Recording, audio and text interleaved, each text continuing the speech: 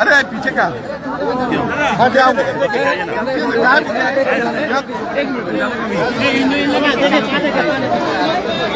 ये थोड़ा चाहिए तो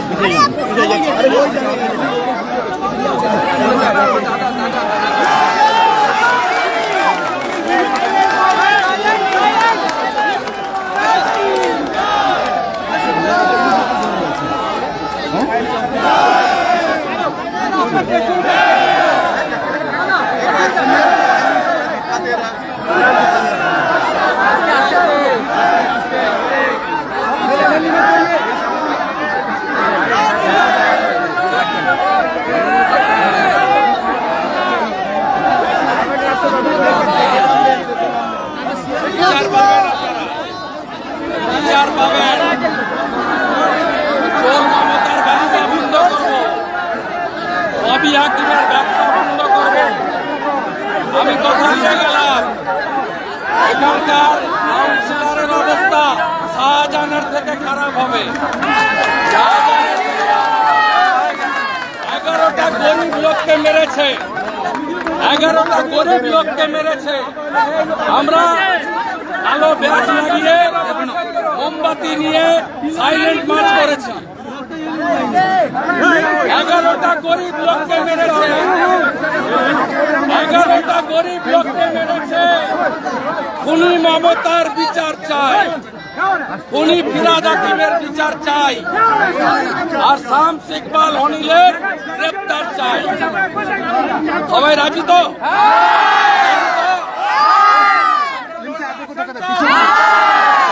সমস্ত পুকুর খোলাবো, বেআইনি বাড়ি বন্ধ করবো।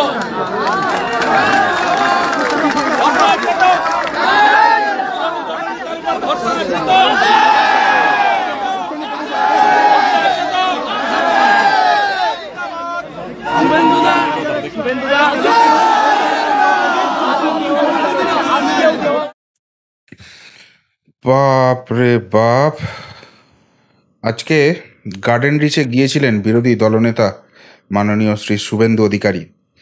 যে গার্ডেন রিচে যাওয়ার পর এই রাজ্যের মুখ্যমন্ত্রী মোটামুটি ঘরে ঢুকে গেছেন, বলছেন মাথায় চোট লেগেছে, সেলাই হয়েছে, নাকে হয়েছে, আর আমি বেরোতে পারবো না, ডাক্তাররা আমাকে বিশ্রাম নিতে বলেছে।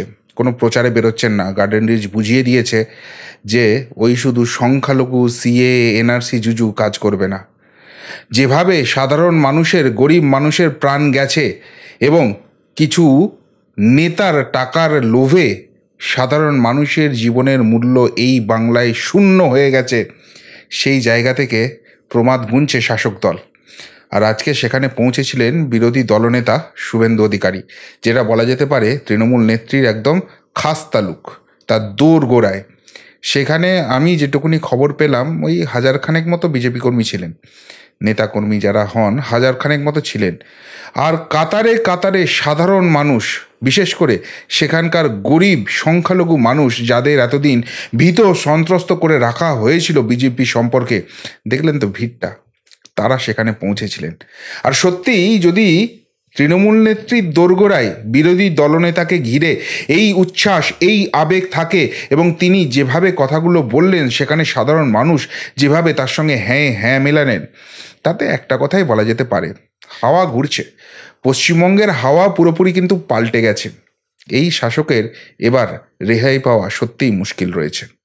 নমস্কার, প্রিয়বন্ধু মিডিয়ায় আপনাদের স্বাগত এবং আপনারা দেখছেন প্রিয়বন্ধু বাংলা, সত্যের সন্ধানে সর্বদা আমি শুদ্ধশীল।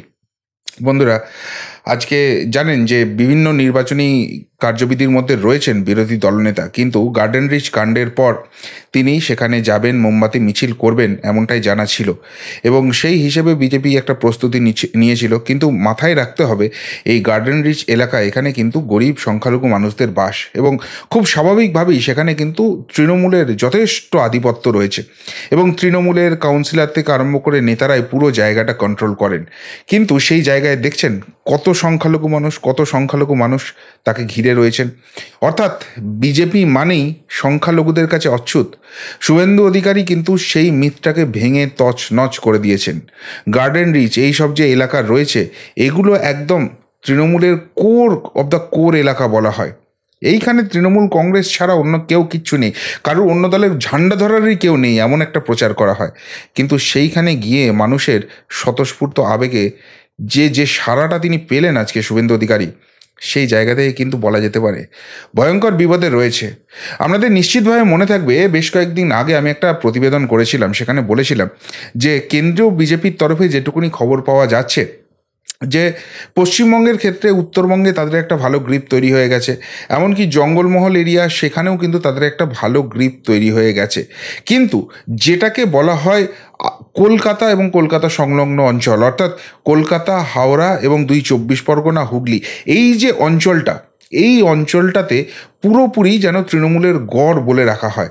সেইখানটায় এবার কিন্তু চরম ধাক্কা দেওয়ার একটা পরিকল্পনা করা হচ্ছে এবং সেই অনুযায়ী তারা বিভিন্ন রকম পরিকল্পনা সেখানে সাজাচ্ছেন। কখনো সেখানে প্রার্থী দিচ্ছেন, সেই প্রার্থী নিয়ে চমক থাকছে, সেখানে সাংগঠনিক বদল করছেন, বিভিন্ন কর্মসূচি করছেন।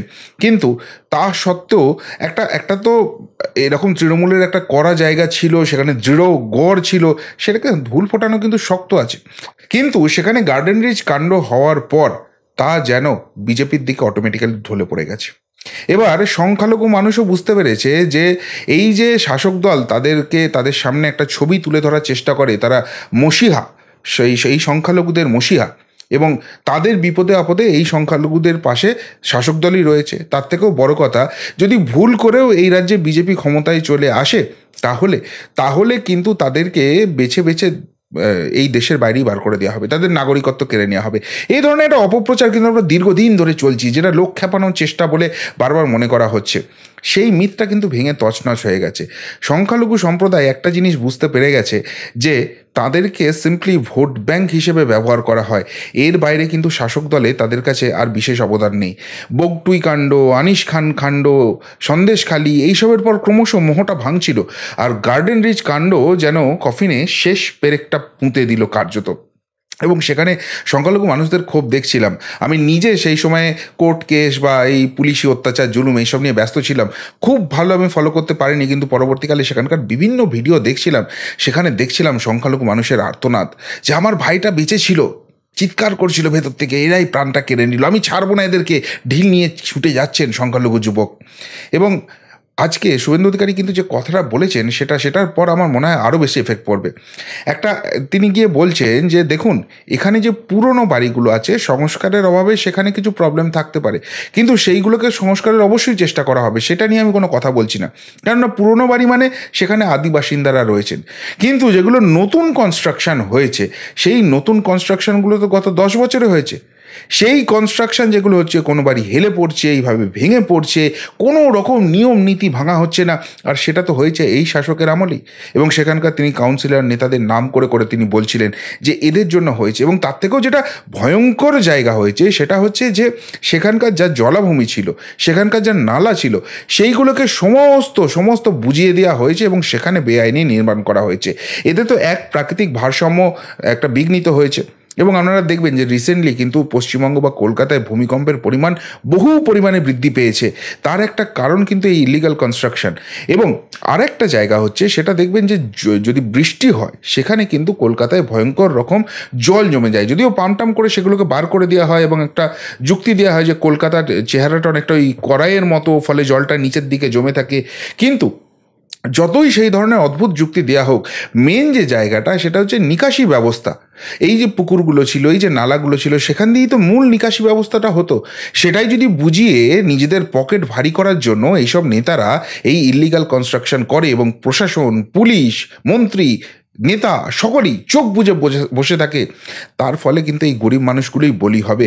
আর সেই কথাটাই কিন্তু আজকে বলে গেলেন শুভেন্দু অধিকারী, যে তিনি কিন্তু এই পুকুরগুলোকে আবার খোঁড়াবেন, তিনি এই নালাগুলোকে আবার জাগাবেন এবং যা ইলিগাল কনস্ট্রাকশন হয়েছে তার সমস্ত কিছু তিনি ব্যবস্থা করবেন। ইতিমধ্যেই তিনি আরটিআই করেছেন, বলেছেন এই আরটিআই পেলে, জবাব পেলে ভালো, না পেলেও ভালো, আমার কিছু এসে যায় না।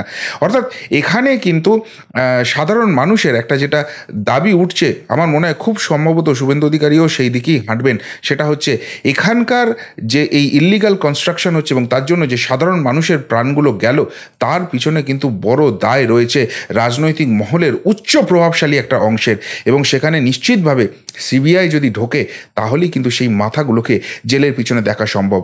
পুলিশ তো ইউটিউবার ধরতে ব্যস্ত, তাদের ব্যাঙ্ক অ্যাকাউন্ট ফ্রিজ করতে ব্যস্ত, তার বাড়িতে তার 8 বছরের শিশু সন্তানকে 8 জন উর্দিধারী বন্দুক নিয়ে এসে চমকে দিতে, ধমকে দিতে, মানসিকভাবে কুঁকড়ে দিতে ব্যস্ত। তারা এইসব তো ধরতে পারে না, তারা এইসব তো দেখতে পারে না, কেননা তারা তো এইসব নেতাদের দেখলে টেবিলের তলায় লুকোতে ব্যস্ত থাকে। সুতরাং তারা কিছু করবে না, যদি কিছু করে তাহলে সিবিআই করতে পারে।